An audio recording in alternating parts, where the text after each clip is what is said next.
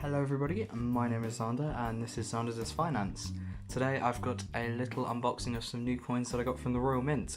These are some of the new TeamGB 50p coins and I'm very excited to open them here with you all today. So I'm going to start with the little first box, which is the envelope, and I'm still really awful at following instructions but also opening boxes apparently. Oh, there we go. There it is, and there's all the stuff that comes with it. That's for me. And that is a little advertisement for the annual coin set. That's pretty funky. I will pop this over here. And ta-da! This is the 50p. And this is brilliant uncirculated colour. Which I think personally looks really good. It's a lot, obviously it's only a 50p, so it's pretty tiny, but it's got a lot of lovely detail there. It's got the coloured logo, and it's, most importantly, it's the same design as last year's. Now I actually have last year's. It was only released in the annual coin sets, so I have a Proof Strike coin from last year, which is really cool. So now I kind of have a set, I suppose. If that makes any sense. Now let's get on to the big one, the big box. What's in the big box, you're asking? Well, we're gonna find out. When I actually learn to follow instructions properly and open the boxes as they're meant to be opened. Let's open it up. Oh, it's a little box within a box. We love boxes within a box. Chuck the packaging over there. And let's crack this one open, if I can remember how.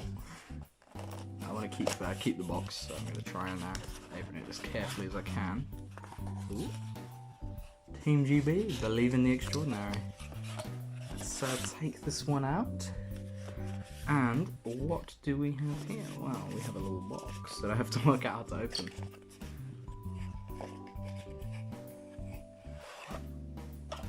There's more believe in the extraordinary stuff. And there it is. The TeamGB silverproof.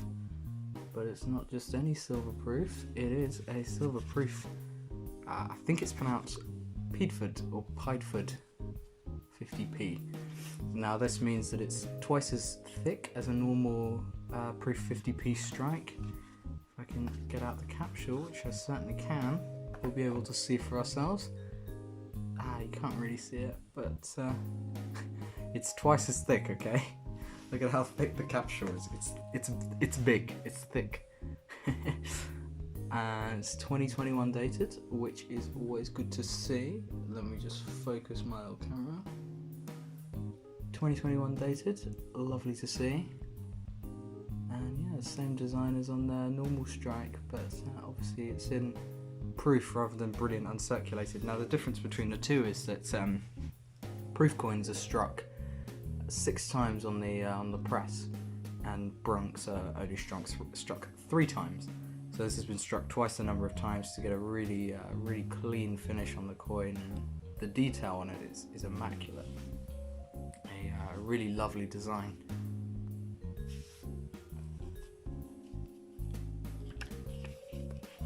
And we've also got a little booklet here. This is just stuff about the team, you know, and about the artist behind the coin, which was David Napton. That's the one, David Napton.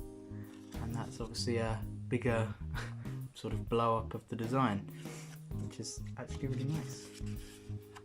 And oh, that's clever with all the games on the pitch there.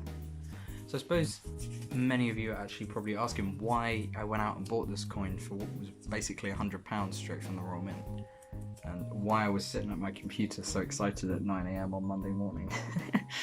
And the reason is because there's never going to be another Olympics like this one. It's the 2020 Olympics, but it was held in 2021. That's a one-of-a-kind event. It's never going to happen again. Well, basically never going to happen again. I mean, for it to happen again, we'd have to have another sort of viral outbreak in the next decade or two. You know what I mean. So I think this coin is a unique piece in the sense that it's dual dated. We've got the design on the front, which is the 2020 design. Whoa, let me focus the camera. And if you look very, very closely, you can see that it's actually got 2020 inscribed on the coin. But obviously on the back I showed you already that it's got 2021 on it.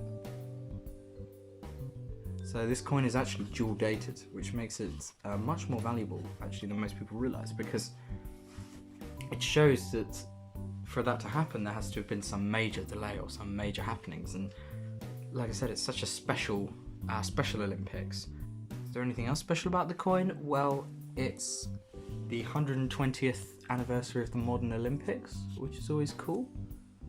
Didn't get any special numbers. Number 659 on the silverproof, which is annoying. And number 120 I'm sure would have been pretty valuable, and the usual numbers. I mean, it only goes up to 1,500, so there's no way to get like 2020 or 2021. Now I would open this, but I like to keep stuff in the original packaging because I think it adds a little bit of value to it. So if I ever wanted to sell it, it'd be much more likely if it's in the original packaging. I'm very happy with the Pideford coin. First time I've ever actually bought a Pideford. Normally they're a little bit out of my price range, but I saved up for a little bit to get this one because I really wanted it.